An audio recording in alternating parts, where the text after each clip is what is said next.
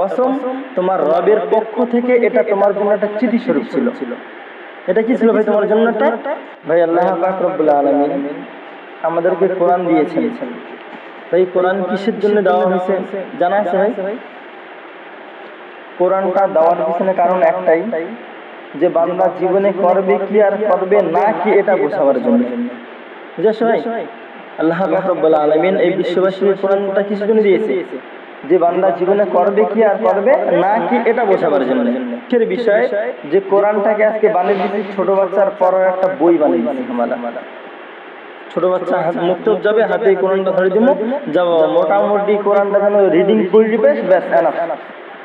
হে মুসলমানের কপাল পোড়া ছাড়া কিচ্ছু না। একজন আশেক আশেকা, বলেন তো এই দুজনের মাধ্যমে একটা চিঠি কত মোহাম্মতের একটা বিষয় হয়। খোদার কসম তোমার রবের পক্ষ থেকে এটা তোমার জন্য একটা চিঠি স্বরূপ ছিল। এটা কি ছিল ভাই তোমার জন্য? একটা চিঠি স্বরূপ। কিন্তু এর কদর কি রকম, এই যে যা দেখাইতেছি আমরা, আল্লাহ মাফ করুক আমাদেরকে। বুঝেছো ভাই? তো আল্লাহ পাক রব্বুল আলামিন তার পবিত্র কালামুল্লাহ শরীফে বলেন, ইয়া আইয়ুহাল্লাযীনা আমানু, হে দুনিয়ার মুমিন তোমরা যারা ঈমান নিয়ে আসছো, ইত্তাকুল্লাহ তোমরা আল্লাহকে ভয় করো, ওয়াল তানজুর নাফস, এবং প্রত্যেকটা ব্যক্তির জন্য জরুরি সে যেন লক্ষ্য রাখে, কদ্দামাত লিগাদ, সে আগামী কালের জন্য কি পাঠিয়েছে। ভাই আওয়াজ না করি ভাই।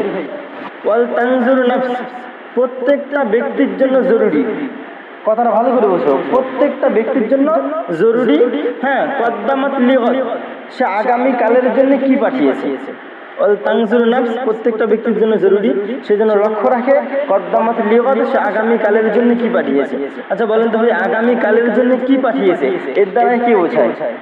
আমল। তোমার আমলের অবস্থা কি ভাই? এখনো মরো নাই, আগাম আল্লাহ পাক রব্বুল আলামিন তোমাকে ওয়ার্নিং দিয়ে দিয়েছে যে বান্দা কবরে আসবা, আসার আগে সামান রেডি করছো তো?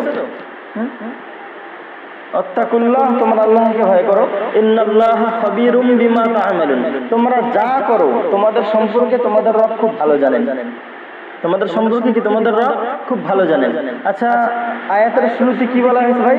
ইয়া আইয়ুহাল্লাযীনা আমানু, হে দুনিয়ার মুমিন, ইত্তাকুল্লাহ, তোমরা আগে আল্লাহকে ভয় করো। আগে আল্লাহকে ভয় করার কথা বলা হয়েছে, এরপরে কিন্তু আমলের কথা আসছে।